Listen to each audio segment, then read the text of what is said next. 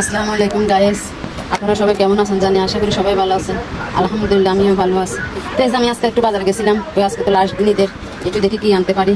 তো গেলে দেখলাম যে মাছগুলো অনেক সুন্দর লাগতেছে, দূর থেকে দেখে অনেক ভালো লাগলো, ওই জন্য নিয়ে নিলাম।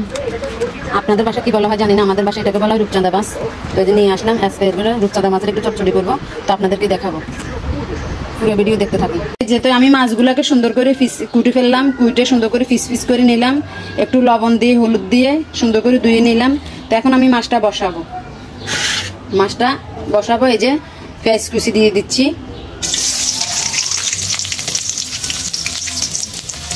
এই যে কাঁচামরিচ দিয়ে দিচ্ছি, কয়েক পিস টমেটো দিয়ে দিচ্ছি,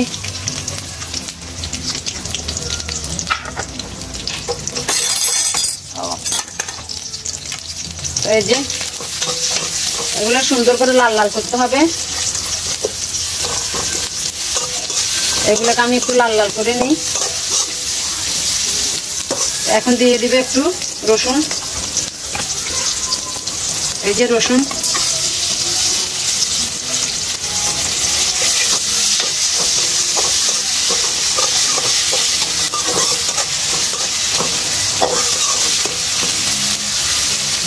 এখন দিয়ে দিবে একটু হলুদের গুঁড়া,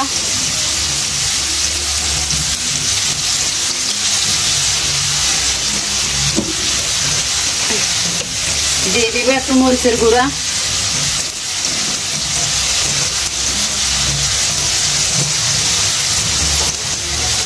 এগুলোকে সুন্দর করে কষাইতে হবে।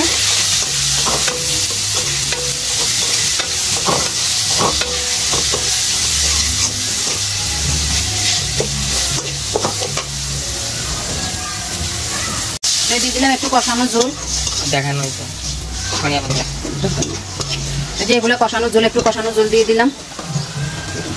এই যে মশলাগুলো সুন্দর করে কষানো হয়ে গেছে, কালারটা আলহামদুলিল্লাহ অনেক সুন্দর আসছে। তো এই যে আমি মাছগুলো এখন এগুলো হয়েছে, ধোয়া হয়ে গেছে, সবকিছু হয়ে গেছে। এখন মাছগুলো এখন আমি এখানে দিয়ে দিব।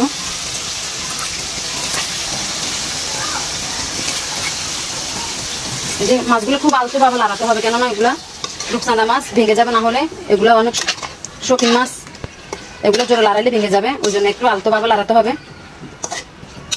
এভাবে লড়াইলাম। এখন এগুলোকে আমি কষানোর জন্য ঢাকনা দিয়ে ঢেকে দিব। এই যে আমার মাছগুলো অনেক সুন্দর করে কষানো হয়ে গেছে। এখন এগুলোর ভিতরে আমি দিয়ে দিব একটু টমেটো, দিয়ে দিব একটু নারকেল, এই যে লম্বা লম্বি করে কাটিয়ে নিছি,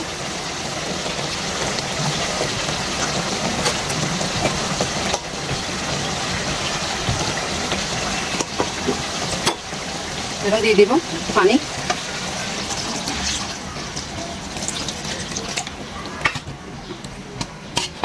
দিয়ে যে ঢাকনাটা দিয়ে এখন ঢেকে দিব। জল যে যেরকম খায় একটু সীমিত রাখছি, আর জলটা শুকিয়ে যাবে ওইটা তো দেখবেন। এই যে ঢাকনা দিয়ে ঢেকে দিলাম। এই যে আমার রান্না এখন শেষ, এখন রান্না শেষ করলাম। এখন হচ্ছে পরিবেশের পালা, পরিবেশন করবো। এখন কালারটা কিরকম হচ্ছে আপনারাই জানাবেন, আমি বলবো না আজকে। বিসমিল্লাহ।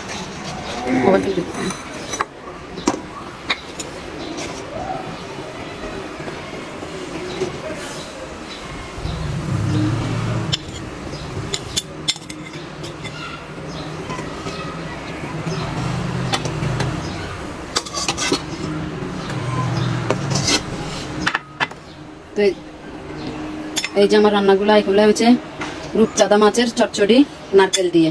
এই যে লম্বা লম্বি করে নারকেল কেটে দিলাম, এই যে নারকেল। তো যদি ভালো লাগে থাকে একটা লাইক কমেন্ট শেয়ার করে দিবেন, ভালো লেগে থাকলে একটা লাইক কমেন্ট শেয়ার করে দিবেন, আমাকে একটা উৎসাহ জাগাবেন যেন আপনাদেরকে আমি নতুন নতুন ভিডিও উপহার দিতে পারি। আপনারা তো আমাকে কিছু জানান না, আমি তো আমার মতন করে করতেছি। একটু জানালে কমেন্ট করলে একটু ভালো লাগে আর কি, রান্নাটা করার আরো উৎসাহটা জাগে। তো ওকে, আল্লাহ হাফেজ।